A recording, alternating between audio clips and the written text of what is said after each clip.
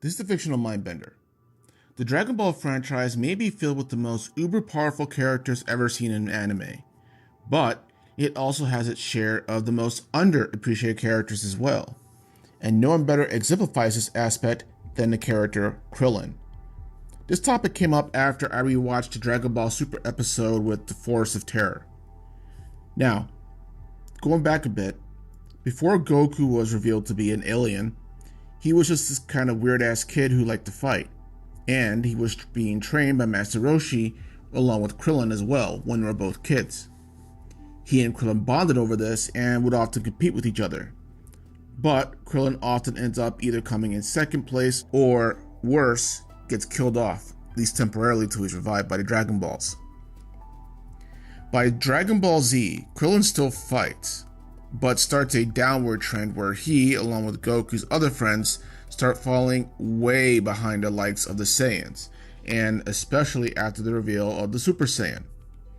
So much so that by the time of the Buu saga, it's like almost all the human fighters from the original Dragon Ball series had become something of a joke, with Yamcha and Krillin actually retiring before being forced back into the fight by circumstances. And this again results in Krillin being killed.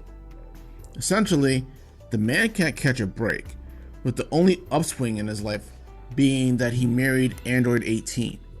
And I'm not gonna lie, I was so pissed that he didn't blow her up in Dragon Ball Z because he was supposed to, and it was because of him that Cell actually evolved the perfect Cell, that it was just crazy. And as Team 4-Star puts it, he just basically wanted to get laid. But regardless, he seems pretty settled into his new life as a working husband and a father by the end of Dragon Ball Z. Enter the Forest of Terror mini arc in Dragon Ball Super, where, training for the tournament between universes, Goku wants to train with his best friend, and Krillin is reluctant to do so, but joins him because he's basically being urged to by his family, who's starting to lose respect for him, like he apparently has lost something, or gotten too comfortable. So, going to Master Roshi's, they're sent on a mission to retrieve a particular herb from the so-called Forest of Terror. Now, the key point to this forest being that it forces those who enter it to relive their worst nightmares or terrors, and Krillin turns out is plagued with them. In it, he sees everyone who's ever beaten him, humiliated him, and killed him, and it pushes him to his limits. After all, the only reason he agreed to this was because he sensed his family's failing respect and fondness for him due to his lack of martial arts skills, and he feels the need to prove himself. But the forest almost proves too much for him. At one point, Krillin finally has a catharsis moment with Goku, something that you can tell that he's been wanting to say for years, but just for whatever reason never actually did so or just buried it. And he basically tells them that though Goku is the type who enjoys challenges and is not defeated in his mentality even after he basically dies, like any Saiyan would, Krillin is not like that, and it frustrates him, and it's always frustrated him. Krillin says that he thought he had a lockdown on Goku's mentality and why he's like that, but the Force of Terror reveals that that's not the case at all. It seems like Goku is this inexhaustible source of hope and optimism, even in the face of defeat or what have you, because even when he deals with that and has to overcome those things, he's all for it, and that's what drives him, that's what excites him. It's the challenge of everything. However, Krillin is straight up terrified, and he straight up criticizes Goku for not taking it seriously enough that everyone that he's excited to fight were people that terrorized his friends and family and the world for years. Hell, Buu actually blew up the world, so there you are. So Krillin has a right to be terrified, and more to the point, he says flat out that they killed him. And that's kind of the main blunt point of it, is that these weren't just enemies who were terrifying the world, but they took his life multiple times. And you gotta know that he's gonna probably have some PTSD from dying like that so many times. Dragon Balls or no, death sucks. Essentially, He doesn't derive joy from fighting like Goku or any other Saiyan does, or is inspired to rise above his flaws like they are. Rather, Krillin just decided at some point that what's the hope in trying when he's dealing with Super Saiyans, hell, Super Namekians, and androids. So he just gave up, and that he'd rather run, and he actually does try to do so before the Force cuts him off. Now, there's something extremely important with this here that I really enjoyed in terms of getting the outlook on Krillin and how it actually almost highlights the stories of Goku's human friends, as well as perhaps the fan base as well. On the one hand, it exposes Krillin's true outlook that for the past few years that he's been hiding from everyone.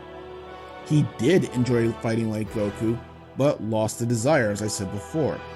And that this loss of desire came from the sharp and extraordinary rise in the Saiyans' potentials that just seemed to outclass everyone that they were keep going up against, and it seemed like there wasn't much of a point to it.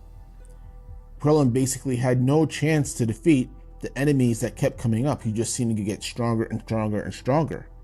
Moreover, he finally seemed to be having something good and positive in his life in Android 18. He had a family. It seems like he has somewhat of a stable job. That was good enough for him. Second is that it breaks the fourth wall in that it reveals and kind of exposes how much of a joke the OG fighters have become during the DBZ series. As I said before, Saiyans, Super Saiyans, androids, and now gods were just made humans seem something like, why even bother to deal with these guys? What's the point? It never ends, and the humans just get lost in the dust even after the Super Saiyan level. And even the Mechians start to fall behind due to the sharp rise in focus on the Saiyans and the gods now that they're dealing with. Even though that may have changed now thanks to the reveal of Orange Piccolo. So, Krillin's outburst is directed at that meme that him and his human friends have become to Goku and as well as Dragon Ball fans. Hell, you can just look at the number of fans that ship Android 18 cheating on him with Vegeta because of how seemingly weak and simp he is. And lastly, it does give Goku finally insight into how his best friend views his ongoing rise in power and desire to fight, as well as view of how other people might see him and what he does as well. Goku wonders why they stopped training when it might result in them losing to a more powerful foe, and afterwards comes to realize that, in their eyes, their training won't make a damn bit of difference anyway because it arguably never did for the past few years. All that said, however, Krillin does finally rise to the occasion, gains a new level in power that, while again not on Super Saiyan level, is a higher power level than he had achieved in the past, and thus re-wins the respect of his family while coming to terms that while he may never reach a level like the Saiyans do, he can still reach new levels for himself. But that's how Krillin embodied the meme that Dragon Ball's past had become, and how it moved beyond that going forward, with even the ongoing manga series having Goku's friends take more active roles in battles, and not just taking a back seat and just let the Saiyans deal with it. But what do you guys think? Do you think Krillin is a simp and a meme and just has no point to the story anymore? Do you think that going forward that him and his friends can make more of a difference, or hell, might even come to equal the Saiyans at some point because of some special training or reason? Let me know in the comments below, but this is the Fictional Mindbender, and you guys have a good day.